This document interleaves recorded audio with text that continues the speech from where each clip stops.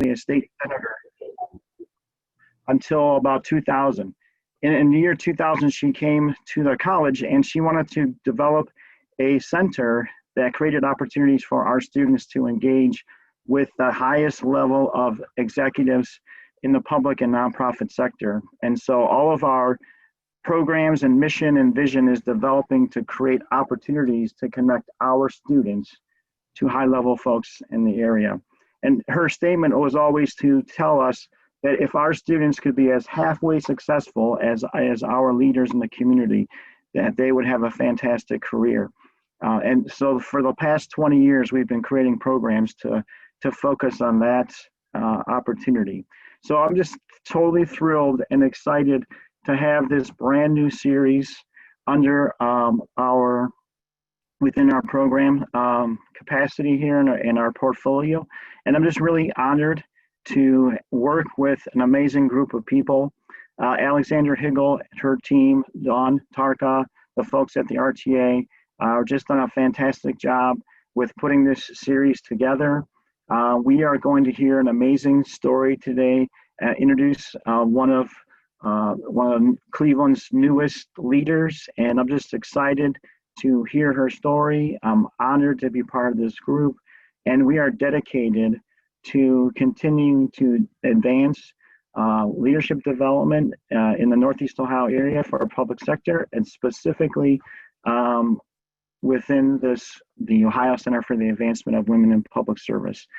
Alexandra Higgle has been the champion of this cause and this program, and I'm so proud of everything that she's done to put this together. Her dedication, her passion, I would say this is sort of like a passion project for her. So this started out as a concept and basically as a sidebar conversation, and it literally has turned into our most successful program to date.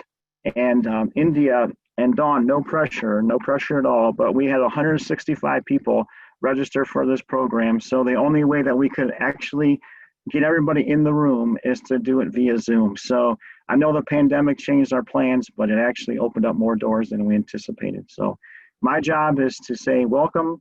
I'm so proud of everybody. I'm looking forward to everybody's contributions today. And Alexandra, great job and congratulations. And hope you all have a great session, and thanks for coming to India. One last thing, I just want to say welcome to Cleveland. Welcome on behalf of the university and college. We're so blessed to have you here, and I've already heard fantastic things from your team. And I just want to say that we look forward to continuing our strategic partnership with the RTA for years to come. And thank you so much for your support. So without further ado, I'm going to pass it over to Alexandra. Thank you. Thank you, Rob. Good morning. So as Rob said, my name is Alexandra Higgle, and I serve as the program manager here at the Center for Public and Nonprofit Management at Levin. I'd like to start by welcoming you all to today's program. We are ecstatic to be joined by two dynamic female leaders. But before we begin, we do have a few announcements. First of all, please know that today's session is being recorded and will be posted on various platforms. Secondly, we will reserve the last 25 minutes or so for Q&A from the audience. So if you have a question you'd like to ask our featured guest, India Birdsong, please send it via the Q&A chat, and our team will direct the question to Ms. Birdsong. Speaking of our team, I'd like to introduce Amira Mary, our graduate assistant and current Masters of Public Administration student at the Levin College. Amira will assist with today's program to ensure it runs smoothly. But before we begin, and we transition to the main event, we'd like to introduce our moderator, Dawn Tarka, Associate Counsel at Greater Cleveland RTA. Dawn Tarka is the ideal person to interview India Birdsong today. Dawn is a veteran Toastmaster, enjoys public speaking, and has even won a few speech contests along the way. She has also served on the Women's Leadership Advisory Committee here at the Levin College since the committee was created in 2018. Dawn has been a public transit customer since grade school when she would take a bus operated by RTA's predecessor, the Cleveland Transit System, home from school. A public sector attorney since 1994, Dawn began her career at the City of Cleveland Law Department and then served with the Ohio Attorney General's Office and the City of Strongsville before joining the legal staff at RTA in 2009. She has seen firsthand some of the changes India is bringing to the RTA. Thank you so much, Dawn, for joining us today. My pleasure. We'd also like to formally introduce our featured guest, India Birdsong. India L. Birdsong serves as the Chief Executive Officer and General Manager of the Greater Cleveland Regional Transit Authority. India joined RTA in September 2019, so 1 year ago, and brings a wealth of experience working in positions of increasing responsibility in the public transit industry. Birdsong began her career in 2006 when she had joined the Chicago Transit Authority. In 2016, she was appointed as Chief Operating Officer of We Go Public Transit in Nashville, where she served until coming to Cleveland. At RTA, Birdsong oversees more than 2,300 employees at the largest transit system in Ohio, which provides more than 35 million annual rides to its customers. Responsible for managing the authority's $292 million operating budget, Birdsong is committed to transparent leadership, management accountability, and sound financial oversight. Birdsong is leading the organization towards innovative solutions, and we are so pleased to have her. She is an active member in several industry and community organizations and is proficient in Spanish. Additionally, Birdsong earned her master's in urban planning and policy from the University of Illinois at Chicago and her Bachelor of Arts from Temple University in Philadelphia. So, without further ado, Dawn Tarka and India Birdsong. Thank you, Alexandra. I, too, am absolutely delighted to be here this morning. I am so excited for this conversation. So I'm going to get started right away. Good morning, India. Our first question is, on your first day on the job at RTA, you spent the morning rush hour at Tower City. You were greeting RTA's customers. And later that week, you visited RTA's bus districts to meet your new team. Why did you choose to start your career at RTA in that manner? Well, good morning, Dawn, and good morning to everyone who's listening in. Thank you for allowing me to be part of this amazing opportunity this morning via Zoom. And we definitely will have an interesting conversation, I'm sure. So to start off, Dawn, you asked about my first day here in Cleveland.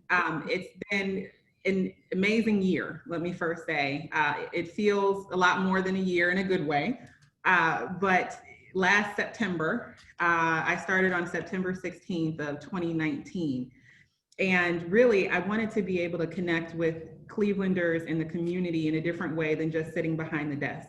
I realized that the GCRTA was under the helm of an administration who was here for nearly 20 years. And when you have that kind of longevity, it's really important to be able to introduce yourself in the most communicative way possible, I think, and to also be able to be there in person. I know we can't do a lot of things in person now because of the pandemic, but back then, it was a lot easier, I will say, to be able to go out and shake a hand and say hello and be less than 6 feet apart. And even now, I think it's important to be able to show your face, so to speak, when you can. I know that coming from larger cities and smaller cities even, the rush hour is one of the most important times of day for a transit professional and a commuter. We always say within the industry, you're only as good as your last rush hour. So if the rush hour I had starting out didn't go very well, then I had some work to do. So I wanted to make sure I had a good idea of what rush hour looked like in Cleveland. Fantastic. And going from there, please tell us about your career path from the beginning to your arrival at RTA, with a particular focus on the people and mentors who have helped you along the way. What are the qualities of a good mentor? So that's a big question. My path from beginning to end, I'm sure I'll skip a couple things inadvertently. has not been the traditional path, I don't think. And I don't think anybody has a traditional path in the transportation industry. Everybody's a little different. I always heard that you either grow up playing with trains and model buses and you love it and you can't imagine doing anything else and you want to, drive a train when you get older, or you just kind of end up there and you have no idea how you got there. I'm probably somewhere in the middle. I definitely did not start my journey thinking I was going to end up a CEO for a mass transit organization. I started out, ironically, being more attached to English and literature and writing and things like that. I always used to fall asleep reading books, and just being able to understand languages and being able to communicate that way was really important. And that's what I found myself to be pretty good at. So you always follow your strong suit, and that's what I did. I did get my VA from Temple in Philly for English and Spanish. And so that was something that came naturally to me. And I actually thought, ironically, Dawn, of entering the legal field. I did not do that. It's not for the faint of heart. But I was thinking about corporate law and so on and so forth. Took the LSAT and then decided that wasn't for me before I actually took the leap into school. So didn't waste my money, but I did decide that my English degree could take me further, but I had to figure out how to utilize that. So long story short, I worked in the editing world for a while, working for a couple of magazines, some medical magazines, some sales and training magazines. And I also worked in the school system for a while as like an administrative assistant, aide, that kind of thing, in kindergarten and 5th grade classes, which is very different and not so different than the public sector sometimes, with a lot of the different personalities that you have going on, right? Everybody kind of is very vocal. They say what they want. You need, the immediate need is right now. And it has similarities in that respect. And people are very honest.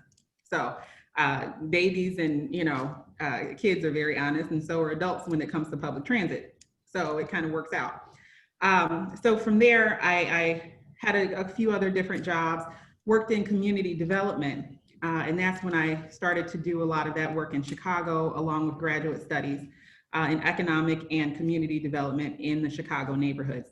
Chicago is very similar, I think, to Cleveland. It's a lot larger, but the structure of it is pretty similar when you have the identification of the community through neighborhood type. And that is, there's 30 some odd neighborhoods that are identified in Chicago, similar to a lot of the smaller counties that you have in Cleveland, with their own identities, their own languages, their own stores, policing, all of that.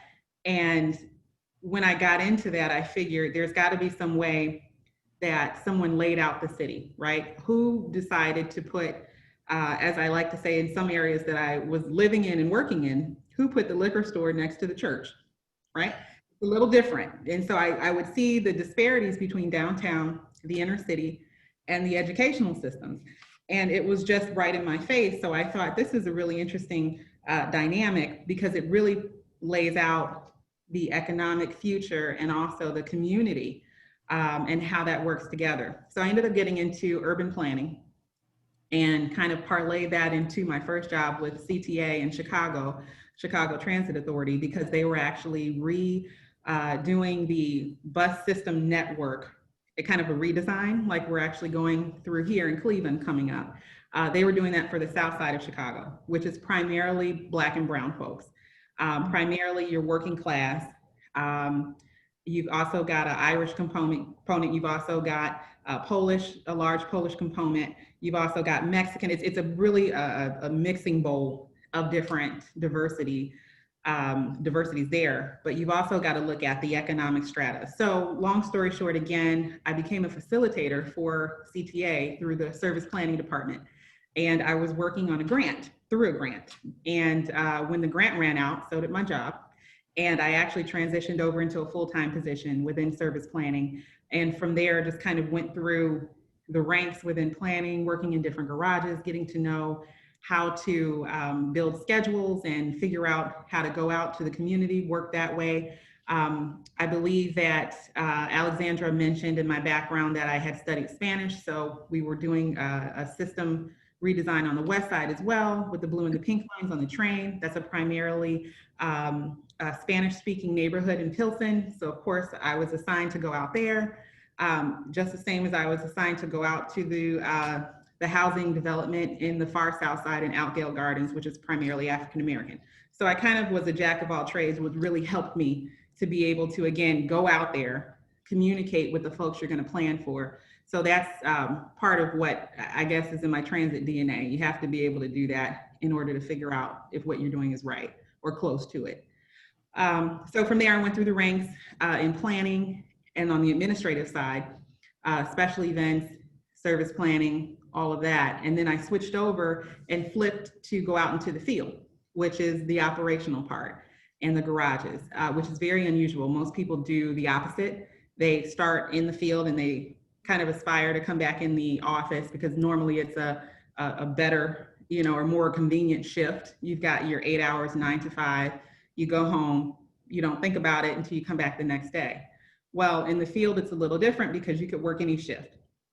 You could be on a midnight, you could be on a graveyard, you could be early morning, you could work special events, you could work weekends, and it really is a different flavor. And I did that for some years after that and worked in the control center and emergency response through bus service management, training and instruction and a couple other things. And that led me to my experience in Nashville, which was amazing. And especially since we went through a referendum, which I'm sure we might get into conversation about that.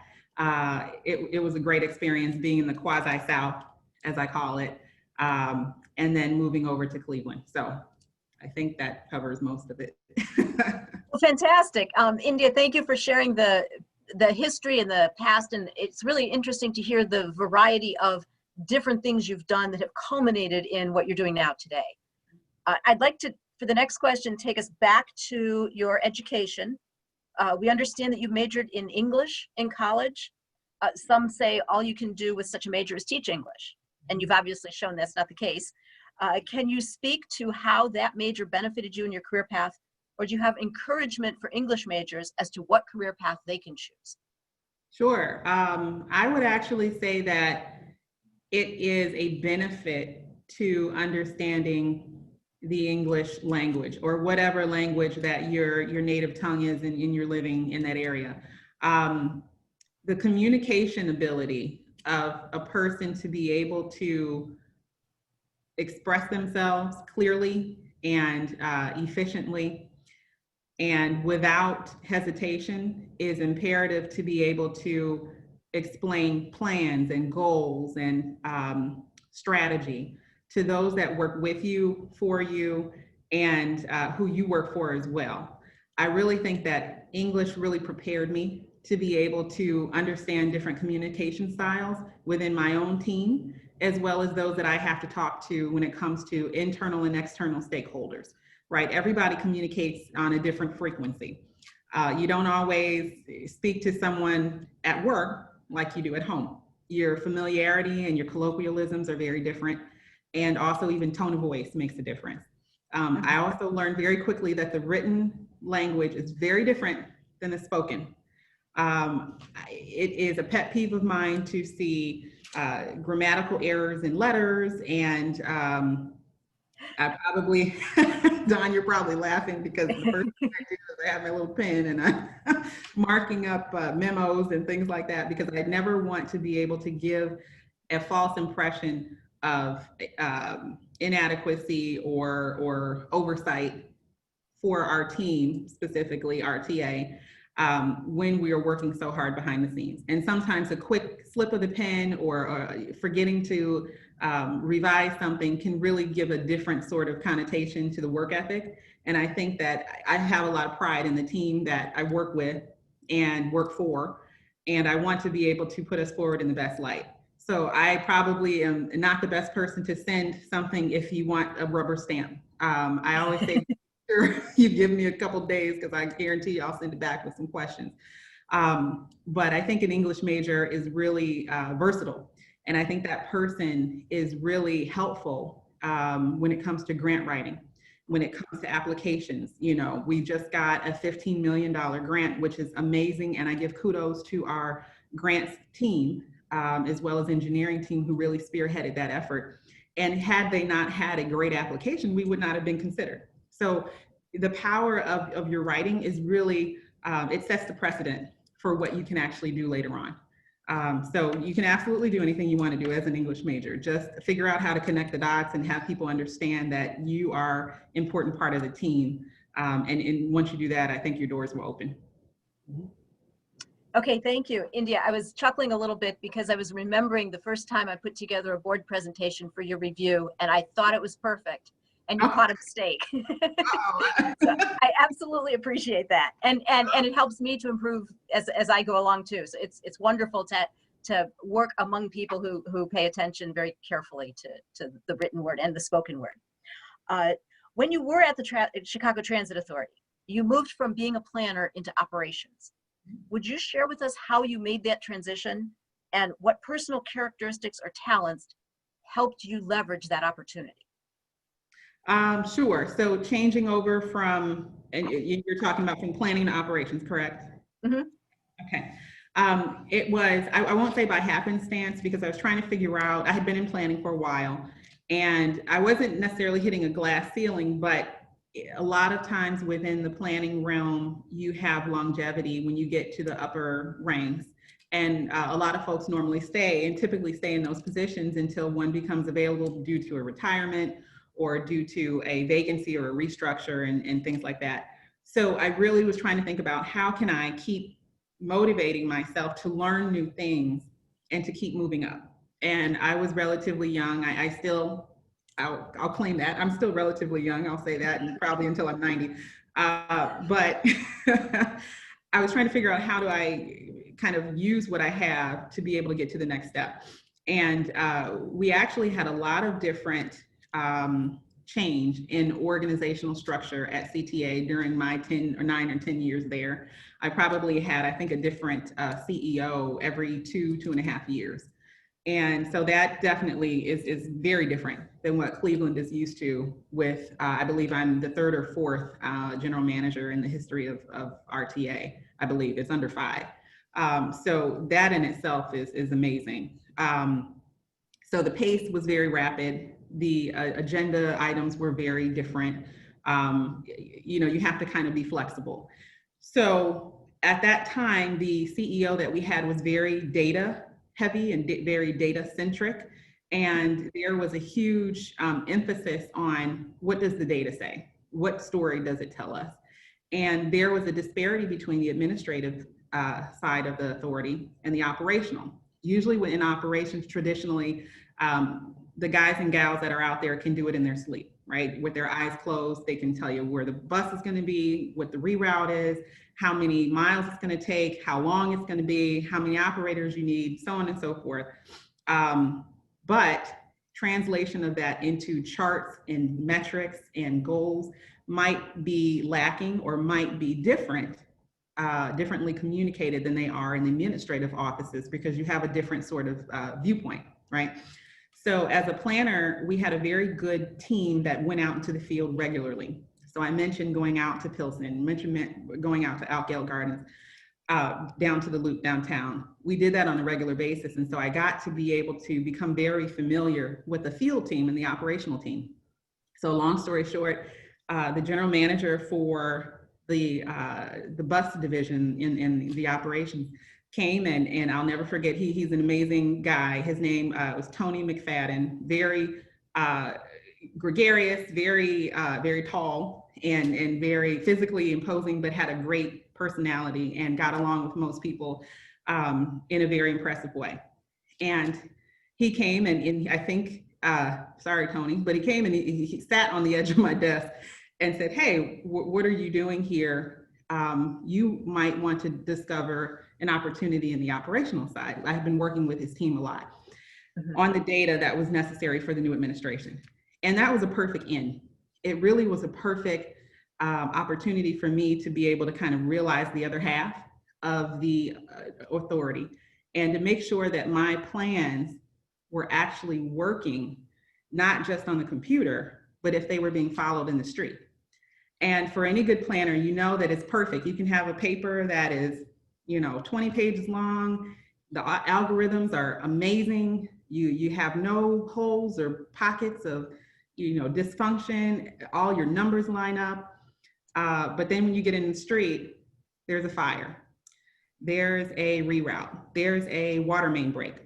There might be a strike. I mean, anything could happen, and you lose certain components that were perfect in that original plan. So that being said, I turned around and I want to say within a couple days, I was reporting to Forest Glen Garage, which is way on the north side, for a 5 a.m. shift, reporting with the radio that I did not know how to speak on. They operated in 10 code, which is no longer words for communication, it's numbers. And again, but to me, that was another language, right? So you have the English and language component to my background, I think, which really helped. And the fact of writing everything down, I would literally pull over, write everything I needed to say, and translate it into the 10 code.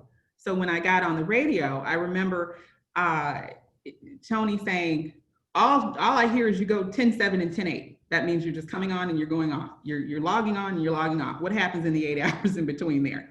I need to hear you say what's going on. So that motivated me to say, okay, let me learn this language and let me be able to communicate with the supervisors and the operators that are hearing me over the radio and the controllers. So that really helped as well. And you also learn to have your voice carry over all the noise, all the background noise that's going on. Because remember, you're no longer in your quiet environment in the office. Now you've got sirens. Now you've got people yelling across the street. You've got train tracks behind you, whizzing, trains whizzing by you, bus engines. You've got a lot going on, and you have to make your voice carry. As a female doing that, I learned quickly that I had to lower the octave of my voice, at least 1 octave, in order to be heard. And so it was an interesting, I'll just share this interesting story. When I finally got from the field to the control center, I walked in the door and a lot of the controllers knew me by my K number, which was my name, right? It's who you're associated with. Because again, there's no longer words, it's numbers. And I remember someone telling me, you're really a lot shorter than I imagined you would be, because they heard the voice that was lower and more forceful over the radio. And when they saw me, I think it was very, for those people who hadn't met me before, I think it was interesting to meet a very average height. I'm about 5'5", 5'4", 5'5", female, relatively young, who came in and who was leading these groups of folks in the garage and in the street. So I really appreciated the fact that I was supported by that group and kind of learned to be able to find my voice, even if I wasn't using words. That's fascinating. I really appreciate hearing about how important different methods of communication, whether it's speaking English, speaking Spanish, learning a radio code, or writing, it's all really critical to how we communicate with each other. It's all connected. It's all connected. If I can, I'm going to shift to a slightly different topic now. One of the first things you spoke about when you arrived at RTA is changing the culture. Would you share your thoughts about the importance of a positive culture and your approach to culture change? How have you rolled out this initiative, and what do you envision for the future? So culture change is painful. I'm not ignorant of the fact that we get comfortable in our surroundings. We get comfortable with coming to work every day and providing a similar product or service in the same manner. I do think that change management and culture change are imperative to be able to stretch your limitations, right? So we've got to have that in order to grow. I always like to think that, so there's 2 kind of individuals that I look for when I come into an organization and when I go to an organization. There's a person who is willing to give and give and give of their knowledge and train other people and prepare the next generation and kind of say, hey, this is what I know. let me teach you and let me become a master at something else. Let me create space in my brain for another skill set. And in order to do that, right, you don't want to have overload. You've got to kind of give what you know in order to receive something else. To me, that's the ideal kind of employee. That's the ideal manager. That's the kind of person that I want to work for. So I would hope to be that same person. Then you've got the other side of the coin where the person is very comfortable. They are holding and kind of hoarding their knowledge and information because it becomes a crutch.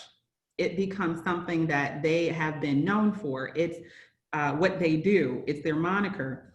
And there's a fear, right? And it's an invisible sort of inherent fear of letting go of this knowledge because then you become obsolete. Now, but the difference in that person is that that person is not willing to learn something else and is not willing to change and be flexible and grow with the different organizational goals that they have set in front of them.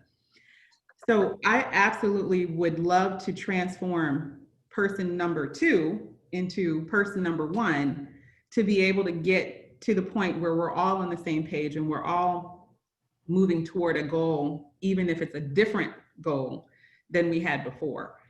So that's, I know that's a roundabout way of answering it, but having the mentality where it's okay to let go of what we used to do in the past, which might have been great, but is the same work going to get to the different outcome now? And more than likely the answer is no. We have to be able to adapt and be flexible in our plans and our work product if we're looking at providing a different set of goals on the other side.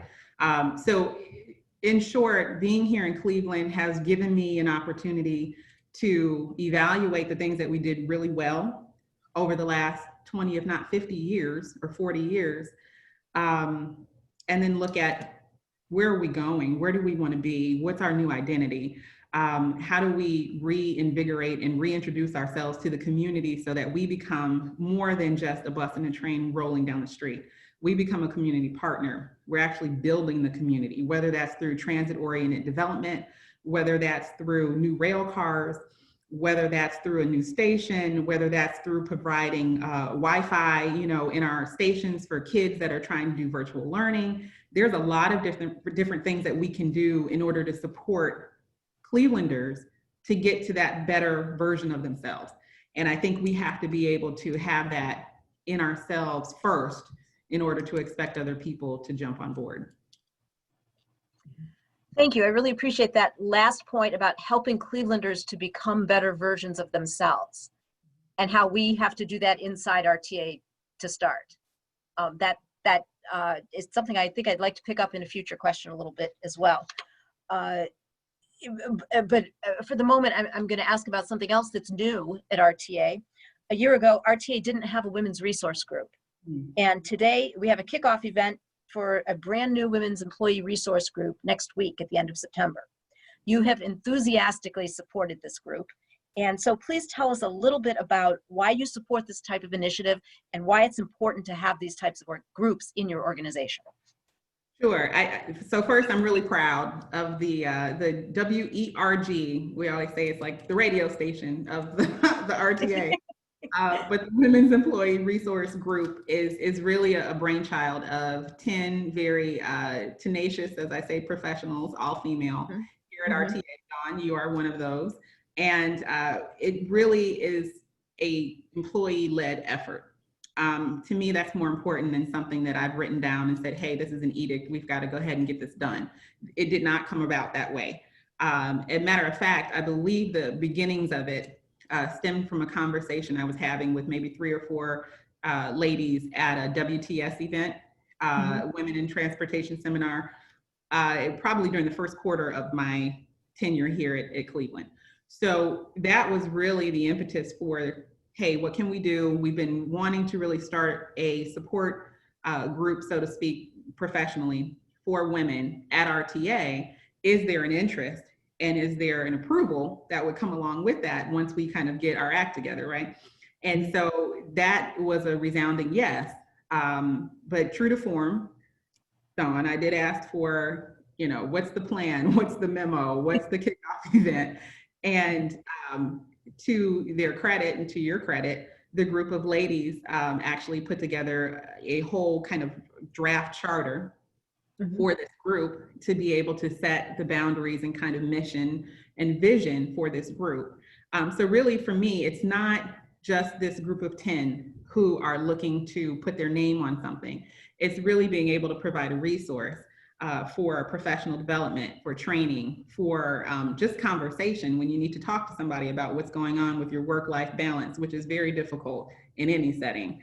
And I believe the first event is September 28th and 29th out at the districts, the garages, and also here at the main office building to be able to have voter registration sort of tied into that as well, which is, again, having your voice being heard. How do you communicate that? It doesn't always have to be, I'm shouting from the rooftops. It can be, I'm voting. It can be, I am, serving on a panel. I am writing this paper. I am mentoring this intern or this mid-level employee to be their best self. So I'm really excited about that group. And believe you me, I will push for more events, and I expect this to be just the beginning. Fantastic. And I think as part of the team that started to organize this, we wholeheartedly appreciate your involvement and assistance and support. It's been a fantastic opportunity to see a group of people who don't necessarily always work together, but who have come from different parts of the organization to coalesce into a really dynamic team. It's exciting to work together with these people. I'd like to take the conversation back to a point that you made at the beginning of your answer to that question about the Women's Resource Group. You highlighted how that group was created by a group of women coming together. It wasn't the idea of the CEO who decided these people will be on the team and you guys go do this. Can you share any thoughts about the value of empowering employees to exercise initiative in that way? Sure. Just being able to feel comfortable, I think, to have a vision and to be able to communicate a business plan or the next step in sort of putting something together, I think is the first step in motivating people to do something like that.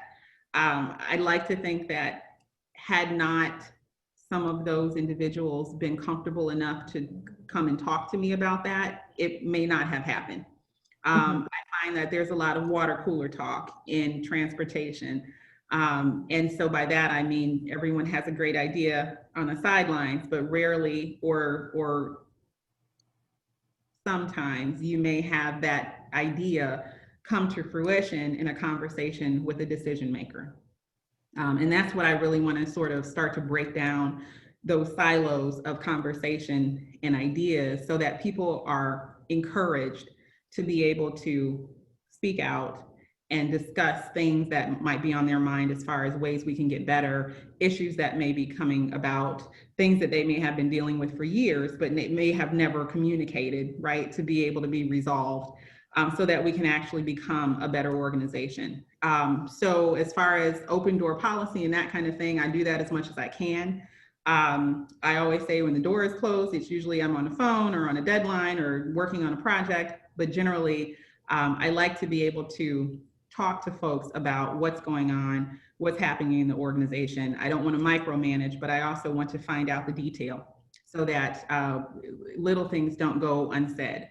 And I think as much as you're comfortable with your team, then you're comfortable with talking about ways to be better. I never want to be the kind of CEO or even just employee in general who will shoot down someone's innovation because it doesn't come from me.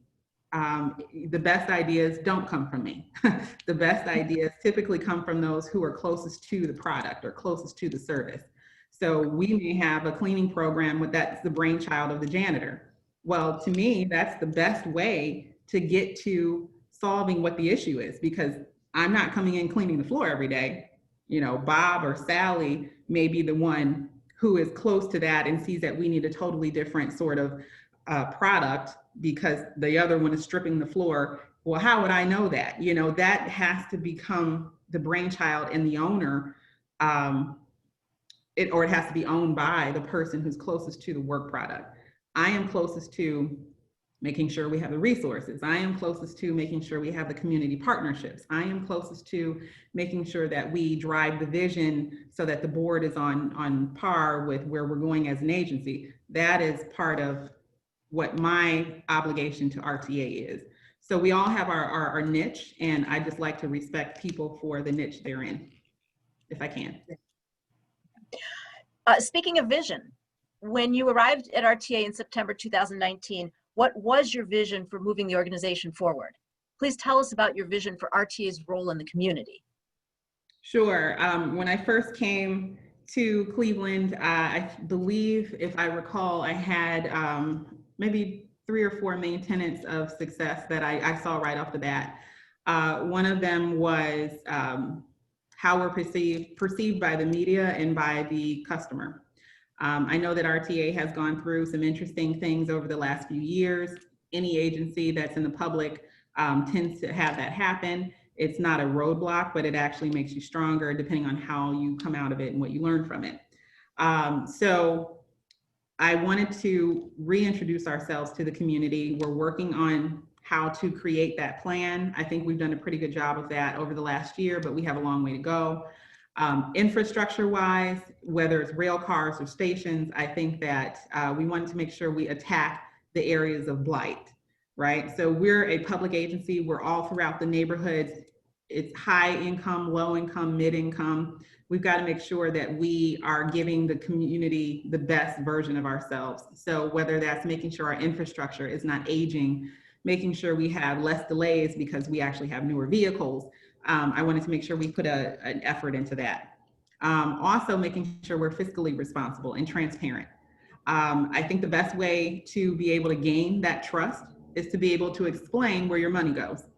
We are also dealing with the public trust and their dollars, right? So we're not necessarily a privatized company that has a little bit more wiggle room. They still have to be responsible. However, the public spend has a little bit of a different connotation where my dollars are your dollars. So we want to make sure that we are able to succinctly explain what we're doing at any given moment and also become the subject matter experts in what we're doing so that we give the best option to the community, whether it's a bus service redesign, whether there are sign changes, whether it's a technology effort or a fare collection change. We want to make sure that we have already done the legwork so that we can communicate what we're doing effectively to those that are investing in us. Now, going from there, in March 2020, RTA was forced to pivot, along with the rest of the world, in the face of the COVID-19 pandemic. Tell us about your strategy for leading under these unprecedented circumstances and where you see the future of RTA and public transit in response to the pandemic. So the pandemic was, continues to be something that I never could have foreseen or forecasted. I don't think any of us could have. It's interesting because people ask, well, that's got to be a heck of a way to be introduced into Cleveland and you're brand new. And I said, well, I would have been going through that either way, wherever I am. So it's really just par for the course. You've got to be able to roll with the punches. And that was a heck of a punch to be able to sort of acclimate ourselves with the change. How we do business had to change dramatically. I will give kudos to the team, the executive leadership team that we have here, and really the folks that are out there on the front line every day. Our union, our amalgamated transit union, has been phenomenal. Those are the mechanics and the operators, laborers that we've got, cleaning the system, operating the system, still giving you the service that you've grown to be accustomed to. Our fraternal order of police through our transit police has been great. Being able to kind of organize how we communicate with customers. Everyone's frustrated. It's very difficult to be able to handle that public side of the frustration. And then we've got the social unrest on top of it. So they've been doing a great job with that as well. I will say that really leaning on our community partners and leaning on other transit agencies to find out what they're doing has been really important. I did make a point to make sure that the rules and regulations and the way we operate here in Cleveland is specific to Cleveland. It should not mirror what's happening in other cities in Ohio or other cities in the nation if it does not work for us. We have to be very intentional about what kind of neighborhood we serve, what our community issues are, and making sure that we do what's in our best interest to make sure we provide safe and reliable service, and that we're protecting our customers, whether they're the security guard downstairs or the customer who hops on paratransit. We've got to make sure that we do things for us. So I know we caught a little bit of flack in the beginning of COVID because we decided to keep collecting fares, and we decided to do different things that were averse to what was going on in the rest of the state. But I think it served us very well. I think that we learned a lot from the other cities in Ohio and beyond. We were on phone calls every day, on Zoom calls, on WebEx, to be able to figure out what worked well in other agencies. We patterned our cleaning efforts after the New York MTA. We looked at what was the biggest, and we said, okay, they've got probably 10 times the ridership that we do at a given moment. And if it works for them, let's try it here. Again, thinking outside of the box. Our COO, Dr. Flance Caver, was fantastic at leading the troops on the operational side to be able to get people energized, to be able to keep moving along. Our ATU president, William Nix, was great at being able to support that initiative. And also our FOP president, and Ron Darden, was great as well. So I appreciate that, and our board was really supportive as well. Technology-wise, we started to take baby steps in order to change how we do business. So doing things like this was really important. Having people work from home when they could was really important. Switching over from your desktop to your laptop to your Surface were things that we had to kind of catch up with. And our technology group is doing a good job at trying to kind of keep pace with a lot of that. And so we definitely will continue that march. But it was an interesting challenge, I'll say. But we came through it, and we're still continuing to it. I believe statistically, we've got about 2,400 employees that see people every day. Our exposure rate is a lot higher because of that. And I believe, are around 37 or so employees that have been reported cases of COVID. And I want to say about 95% of those employees have returned to work fully recuperated, and the others are on their way. So I'm very proud of the group for that. Thank you. I really appreciate observing the way RTA has responded in a really effective way to the pandemic. I'm not sure that without your leadership, it would have turned out quite the same way. I've seen huge advances in technology from my perspective. And I think most importantly, we kept the service running. Without a beat. Other people, I heard someone make a comment once about government agencies nowadays, it's really, really hard to get a hold of people and they're not functioning very well. And my response was, RTA is functioning on time. RTA is running on time. So I don't know about others. But if I can, I'm going to skip to it. I'm sorry? I said that's the downside and the advantage of probably having an operational CEO. We continue to run. What are we doing? It's running. Okay, I have several more questions. We're running a little bit short of time, so I'm going to jump ahead to one that I think is key for us to touch on before we wrap up. And that's this. At this time, the importance of diversity and inclusion in our organizations cannot be understated. What is your view on this topic? And what is your approach to ensuring that RTA has a diverse and inclusive workforce? So diversity and inclusion, I'll be brief because I know we have a little bit of time left, is very important to me, and therefore is and will be important to the RTA. I think by virtue, and let's be very honest, by virtue of my hire alone, it shows that we have a board and we have a city that is invested in diversity. If you see that at the top, it has to trickle down to the bottom, and vice versa. We actually are looking at programs that we have invested in, whether it's through training, human resources, Office of Equal Employment, to be able to focus on hiring of minorities, women, different age groups as well across the board, and also different educational strata. It's interesting when you look at the traditional groups, whether it's mechanics, whether it's accountants and the legal realm, you see disparities between men and women, and of course your ethnicity groups. I think it's really important to make sure that we are not only making a concerted effort and being intentional about diversifying who we hire, but also who we work with. Whether that's DBE, your disadvantaged business enterprise, you've got to be able to look at your contractors, how much of their contracts, what percentage are going to minority contracts or contracts that are owned by women or businesses that are owned by women. There's always a percentage and you can always get better, right? So when we have something that needs approval, my first question is, okay, what's the DBE percentage, or where are we, how do we fare on that? Those are things that we can always get better at, but we also have to tap the market. It's not a good excuse to say, well, they're just not out there. They're just not applying. Well, what are the boundaries and what are the issues to folks getting registered to be a certified DBE?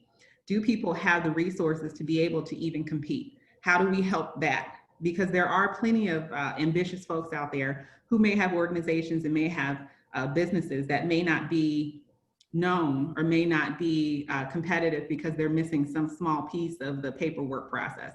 How do we help the community become vocal and become recognized so that they can be participants in the work that we have available? So those are a couple of things that I'd like to be able to keep moving on, but it's absolutely important that we recognize the community that we serve, make sure that we are representative of that community, and that we continue to communicate every day. Fantastic. I'm going to shift gears to a slightly more personal question now. In addition to moving to a new city and taking the CEO position at RTA, you welcomed your first child into your family in May. Balancing the roles of an executive and motherhood is challenging at any time. And I would imagine that issues raised by the pandemic, such as whether the doctor's office is open for appointments or whether it's safe to go to the hospital, would add an additional layer of complexity. How do you manage that? So you're correct. I probably have the biggest smile in the world. I did welcome our son, his name is Harlem, into the world in May of last year. And that was right in the middle of COVID time. And so it was definitely a challenge to be able to operate through pregnancy, through delivery, labor, through, maternity, postpartum, all of that. But that comes par with the course, right? If someone's going to have the baby, it's probably going to be me when you're looking at a household.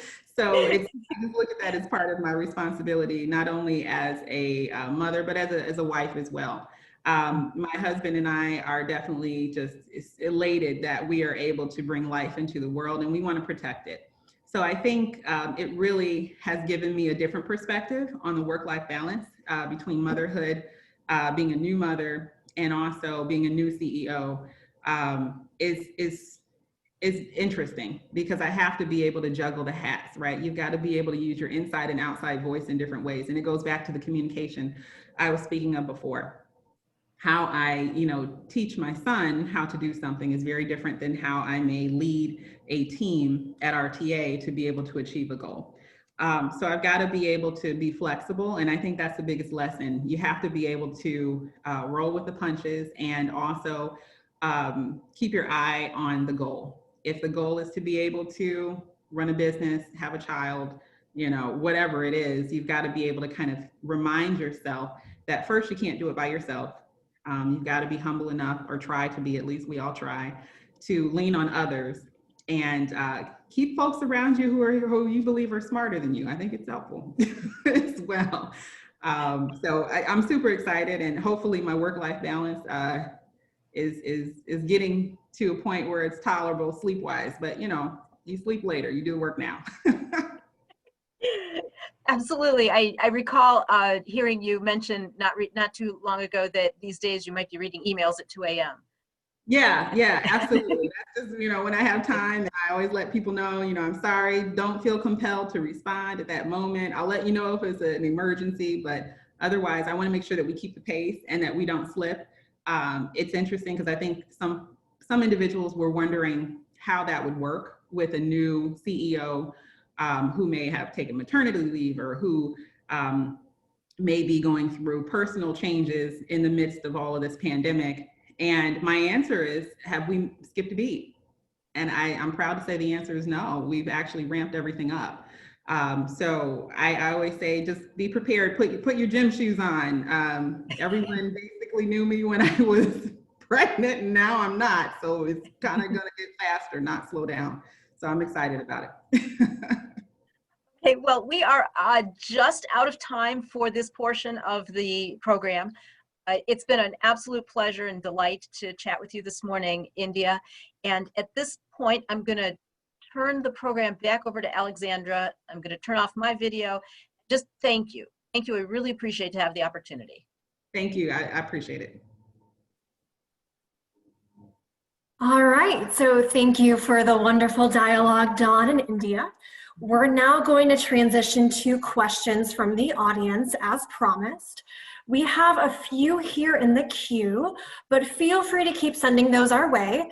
So again, instead of raising your hand, we ask that you type your questions in the Q&A field. So please type those out for us, and Amira and I will ask India your questions.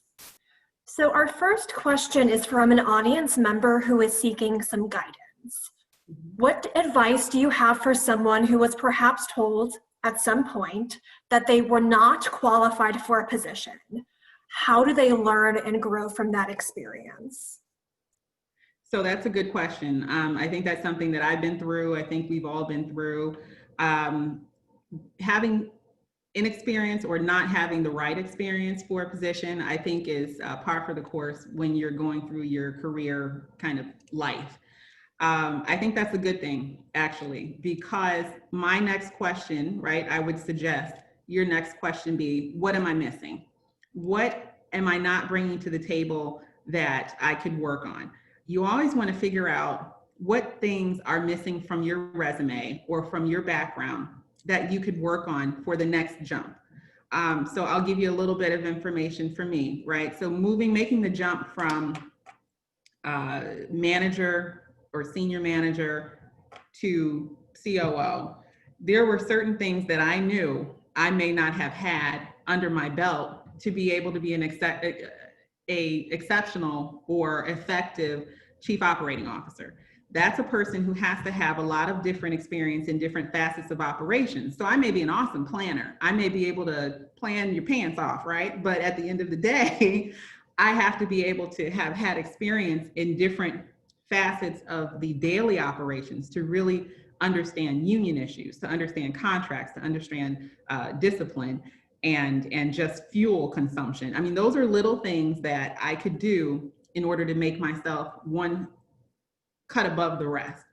I also think it's best to find a niche that doesn't exist and put yourself in it so that you almost become not expendable, but you become someone who is a subject matter expert in an area that may not be popular, because it shows that you have a penchant for learning and that you also are able to corral and understand an area of expertise that may not be popular and may not be desirable because it may be difficult or it may be perceived as being difficult. And I think that, and I'm assuming that the caller or the person with the question is a woman. If so, that actually helps you in the areas of math and science are absolutely important. I came from an English background. Literature, that's kind of a soft skill, right? Figure out how to parlay that into a harder skill so that people can understand your perspective and also see you as a subject matter expert in something they may be missing.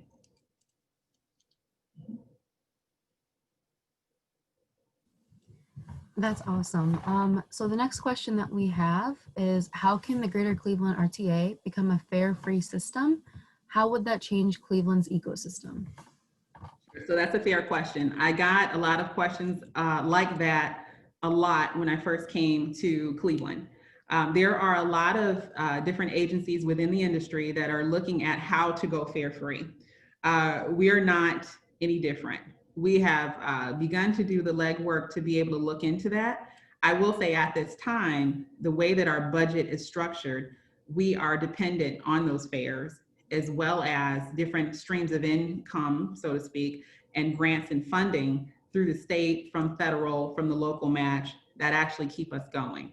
I believe that just the back of the envelope doing the math, it would cost upwards of $40 million, if not more, annually to be able to cover that price tag of going fare free.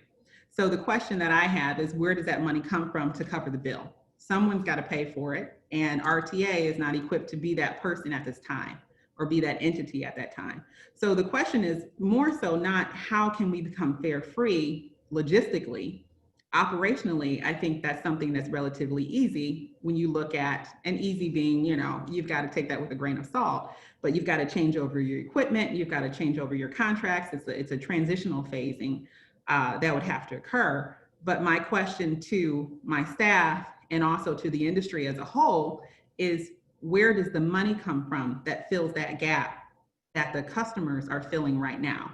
So we really have to look at what happens with tax levies, what happens with state, you know, input in our funding, what happens with the input from the community to say that transportation is that important that we're willing to be able to front some of this money to be able to fill this $40 or $50 million hole. So until we get to that point, I think that that's going to be our main obstacle to becoming fare free. It would create a lot of different opportunities for folks to be able to ride the system, but I think we also have to look at how we can create our business model to support that as well. So we'll be continuing looking into it and also talking with other agencies that have become successful at it. I believe right now everyone is in the researching phase, so we've got a little work to do. Excellent. So I'm curious to hear your answer to this question. So this is from an audience member who asks, what do you attribute to your success in a traditional boys club that is the transit industry?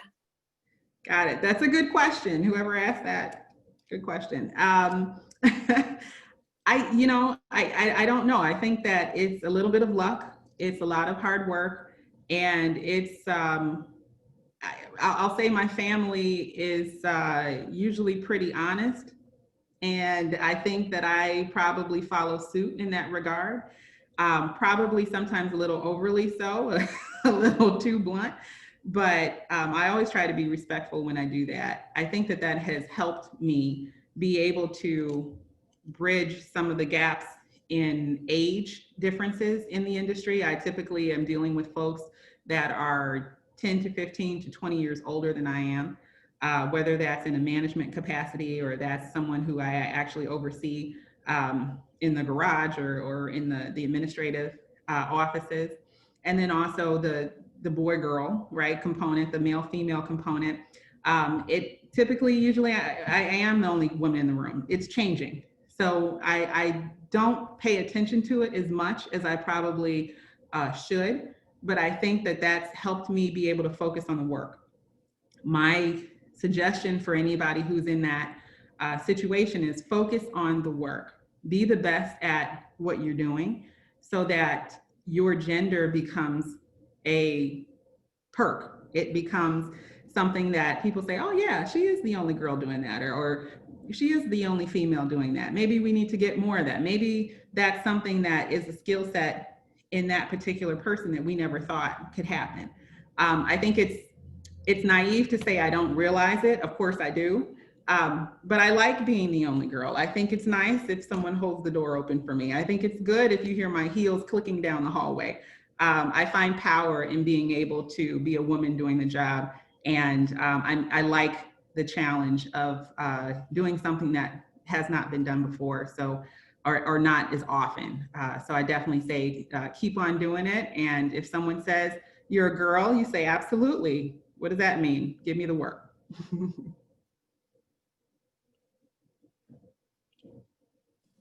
So the next question is, what was the most difficult time you went through in your career? Oh, that's a good question. The most difficult, I don't know if I have a particular most difficult, but I probably will say that transition from, well, probably two things. Transitions in general, right? Being comfortable in a space and then being thrown into or accepting a position that is totally different than what you're used to. So the first part was the switch from planning to operations. Having, you know, I think I was telling Dawn, reporting at 5 a.m. to a garage in a different neighborhood I really didn't have much knowledge of. All of a sudden, having to communicate in a different language, so to speak, having to think completely differently than I had before, and being expected to be good at it because the expectation was that you're here for a reason and you obviously didn't come through the same track, so you must be awesome at it. If not, get out, right? You've got to be able to kind of hurry up and be good. The other transition I say was difficult was the transition from being a manager, senior manager, to a COO.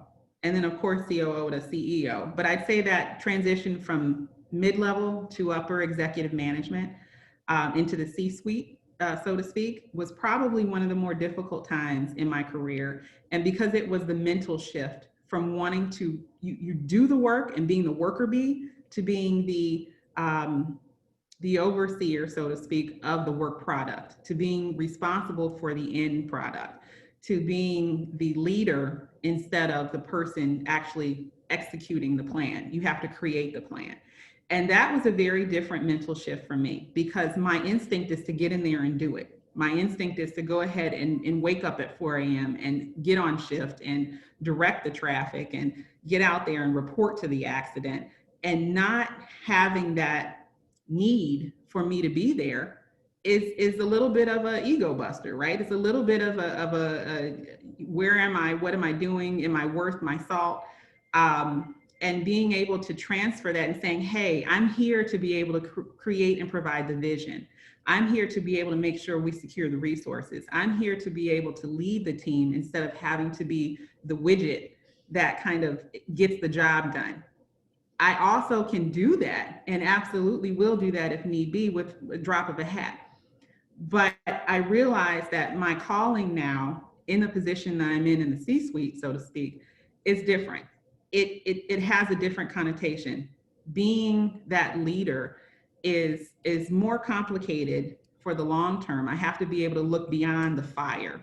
I have to look beyond what's going on in the moment and be able to see the longevity and the long-term picture for the RTA or whatever agency I'm in, to be able to see what's the impact and steer our neighborhoods and steer my team to be able to see that vision as well, and create the energy around that movement. Without that, everyone's running around putting out fires, which is awesome. You need the firefighters, but you also need to march toward a particular goal. And without that, everyone is sort of just doing busy work.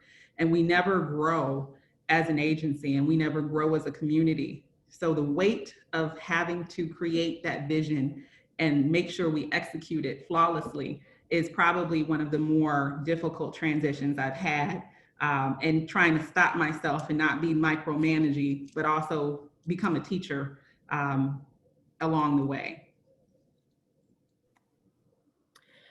So I feel like this is a good follow-up question. How do you navigate through a situation where there's resistance to change? Good question. Good question. I think that's a continual learning process that I have. I don't think I have a particular set agenda. I think everyone is different. So with the expectation that the goal has to be achieved at the end of the day, I like to give people the opportunity to prove if they're able to be malleable and able to be flexible. First, I've got to make sure that I'm communicating what I need effectively, because I can't expect someone to produce if I'm not explaining what I need in the best way for them to be successful. My goal is to be able to support my team. Now, if I have an individual or a group of folks who are just resistant because they just want to be resistant or the knowledge isn't there, then it's my goal to work with that individual to find out where they're best suited within the agency or within the work product. Maybe it's like a game of chess and checkers. Maybe we move people around to be able to find their best, area that they can shine in until they bring their skill set up to par for what we originally needed. Or maybe we make the decision where we say, hey, this may not be the opportunity for you. I think at some point we all have to make that decision for ourselves, and we have to put our personal lives sometimes ahead of our professional lives. Family comes first. We've got to make sure that we're happy at home before we're happy at work, right? Those are the things that I cannot control in my role, but I can help someone realize what their happiness, where their happiness lies, and find out if it is at RTA. And if not, you know, we go different ways. But I think at the end of the day, I'd like to be able to make sure that we've done everything, and I've done everything in my power to support that person through their growth, with the expectation of, hey, we're moving in a rapid pace, we're moving at a quick clip. We've got to be able to become bigger and better, and more efficient, and, you know, whatever the goal is, how can I help you get on board? And that's pretty much the messaging. And we go from there. We go from there.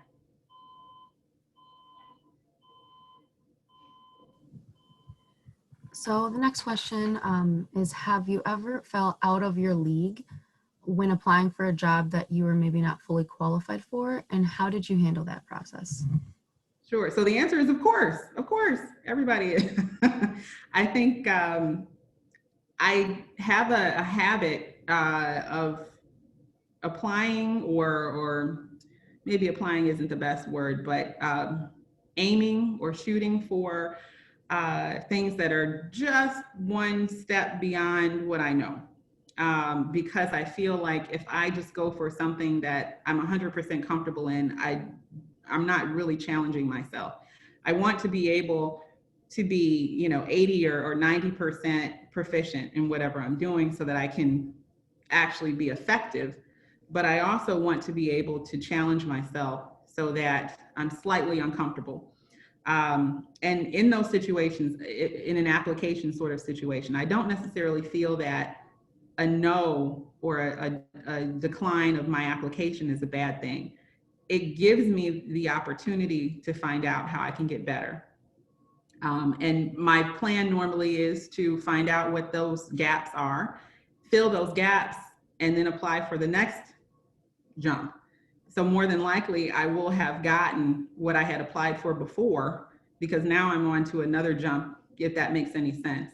And I like to be able to, again, I'm a planner, so I like to plan things out. It's a funny thing because your plans, you know, sometimes they work and sometimes they don't, but you have to be able to have a plan there to start. I like to be able to plan my life in 5-year increments if I can, 5 or 10, and I say, okay, I want to be at this station or this job in the next 5 years. I want to be here in the next 10 years. I want to make these, you know, things happen. And that could be anything. That could be family, that could be job, that can be anywhere. But that's just the goal. Where life takes me is different, but at least I know that I have a plan. My mother always would say, you know, don't let anyone take you off your square, so to speak, right? So you've got this box. And if someone says, hey, meet me over here, and you know you've got to go to a job interview, if you don't have the plan in mind to get that job, you're probably going to miss it. And you're going to end up on a corner somewhere. You've got to be able to hold yourself accountable for working toward the goal that you set.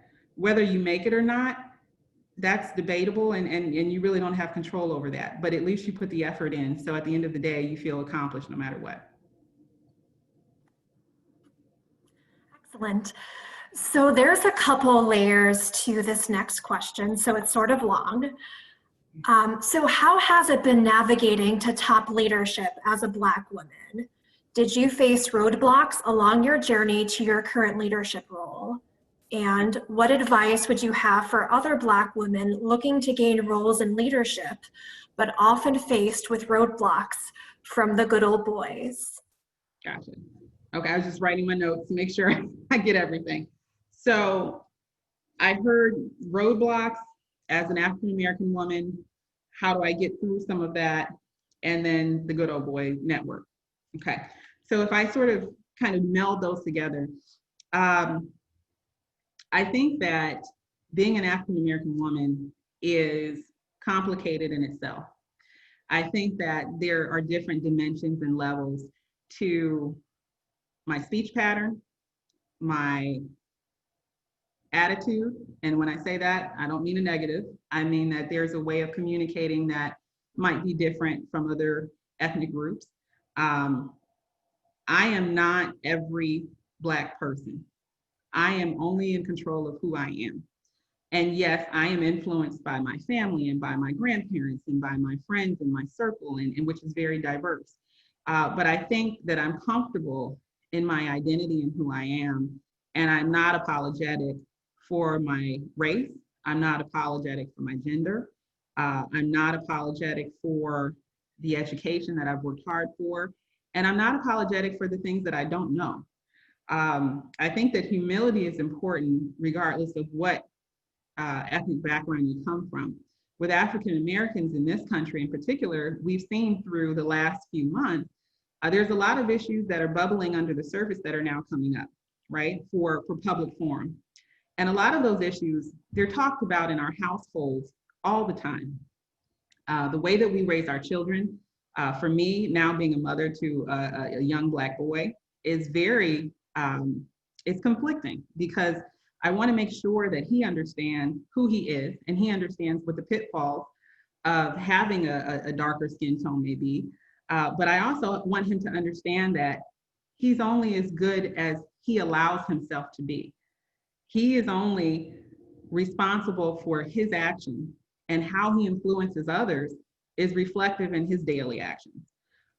So as far as how I try to navigate through the corporate world as a Black woman, I'd say is try to be as representative of my values as I possibly can.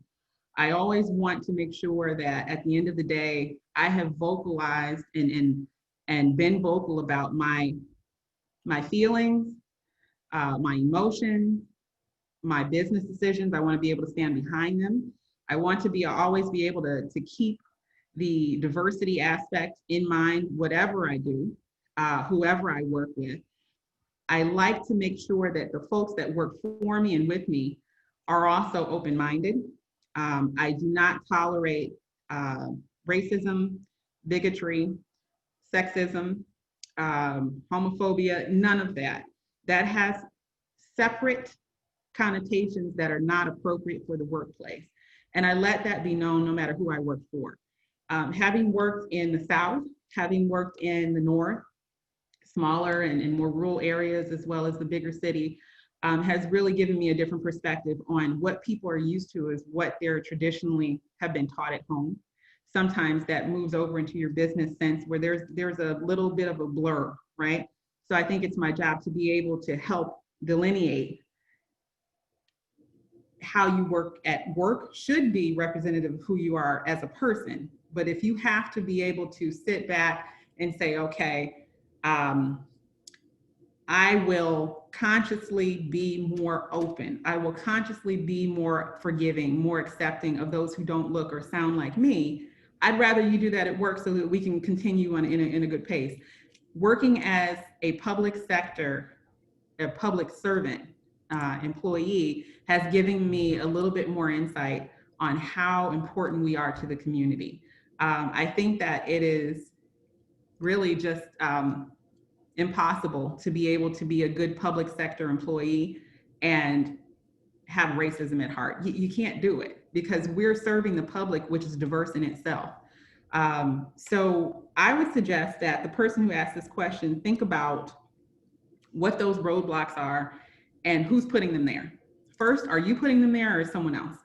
If the answer is someone else, then you've really got to look at how much are you allowing that person to affect your day-to-day productivity? How much power are you giving that person to be able to explain to you who you are? Or are you confident in where you came from and where you want to be? I think once you get to that point, you have a greater expectation for others because your standard becomes higher because you don't expect other people to get in your way. And I think you're going to end up running into roadblocks. I do it. I get roadblocks all the time, but try to figure out how you get around those and also how you inform other people of your standards. And more than likely, they either will get on board or they'll get out of your way. Because at the end of the day, you want your work product to stand even before your race or your gender. And really be proud of who you are, I'm sure you are, and let others know that you're unapologetic for who you have become and what your values are. And that usually stands above any question of race or gender.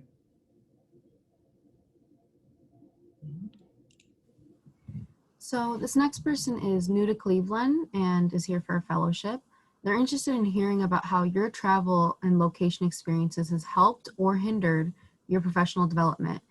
And did being a woman and the realities of a glass ceiling motivate you to pursue out-of-state opportunities? So location for me has been very inconsequential to what I accept as far as the next step. I tend to be a little nomadic, and that's not for everybody. I have definitely moved around quite a bit in my youth and then also as an adult. I like the challenge of a different landscape. I like meeting new people. I like moving. I think I'm a little tired now, so I might stick around for a while. But I do think that your location, if possible, should not inhibit your ability to move career-wise. The way I can't speak post-COVID, but pre-COVID, most opportunities in transportation do not come within the same city. And when I say that, I mean that significant jumps in your career. I think that individuals have to be prepared to be able to move.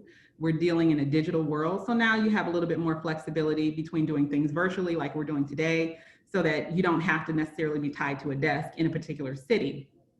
But I will say that if at all possible, be open to the idea of working in a different city, working in a different state, being able to make those jumps, especially early on in your career, because it does show flexibility and it does show an openness to working with different demographics. Again, I think that goes back to the previous caller or the previous question as how I dealt with that as an African-American woman. There are certain stigmas on African-Americans to be very close to home and not necessarily move around. I think that being able to do that and show that flexibility shows that we are an adaptable people. We are a flexible people that can be proud of being able to be different versions of ourselves in different areas, in different groups. As long as your core values do not change and your message does not change, your delivery will always fluctuate because you have to meet people where they're at, so to speak. You've got to be able to communicate in the best method for the other person to understand. So as far as the glass ceiling goes, there always will be glass ceilings. I think that it's our responsibility as women to shatter them. And I think in order to do that, there's no magic formula to doing that. I have not done that in every arena. But again, I feel like be willing to do the work that someone else is willing to do. So be willing to do the work that man is able to do, given your physical limitations, of course. I'm very realistic to the fact that I'm not 6 foot tall and 300 pounds, right? So I may not be able to build a rail tie like someone else that may be at that stature in a different physical nature. However, when you get into the mental capability of doing a job, you're more, if not just as capable as that male counterpart. So show your strength in that area if that's where you're applying. If you're working in a physical space, do the conditioning, do the work that goes into becoming the best at where you are. Showing your niche, being able to communicate. I think that women have an amazing niche to be able to communicate in ways that are more emotional and more cerebral than typical. So tap into that. Be okay with being multifaceted. My biggest pet peeve is seeing women who try to hide the fact that they're a woman in their job. Everyone has eyes. They can see if you're male or female normally.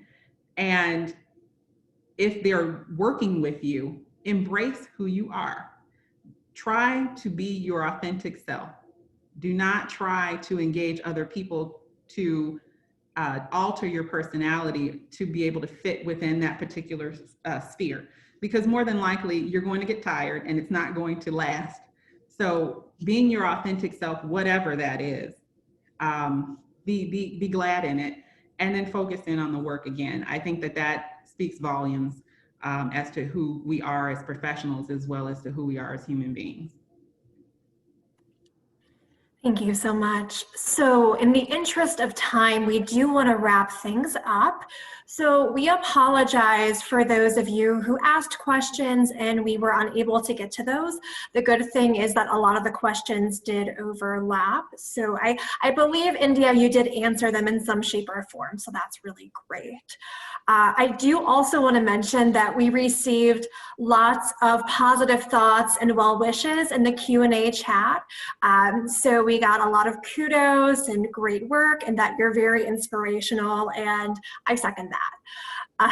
So are there any final thoughts that you'd like to leave our attendees with today?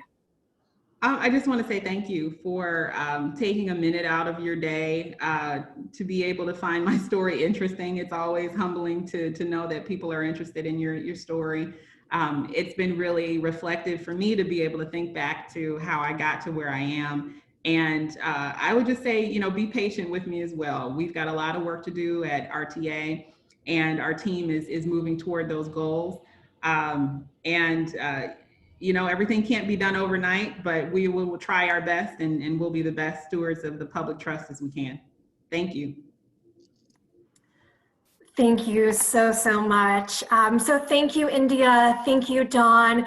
You were both wonderful, and we absolutely love partnering with the RTA. Thank you to Rob and Amira and everyone for joining us. And I do want to give a quick shout out to some future events. So we are planning to have about one event per month, so we will switch it up. So in October, we will have a workshop on LinkedIn. It will be a continuing education offering, so you will receive some professional development hours if you do participate. So it's going to be on October 6th and 8th. And although there is a course fee, we are offering some partial scholarships, and we have some available thanks to the support of the Wing Family Foundation. So if anyone is out there and interested in attending this workshop, we would love to have you. Feel free to contact our center so you can respond to that email address that was sending you reminders about today's event. We're also going to have another free online discussion in November. It's going to be a panel discussion, and we are in the process of planning it now, and we'll release more information as the plans solidify. Otherwise, thank you again. Again, thank you, India. Thank you, Dawn. Everyone was wonderful, and keep doing what you're doing. Thank you.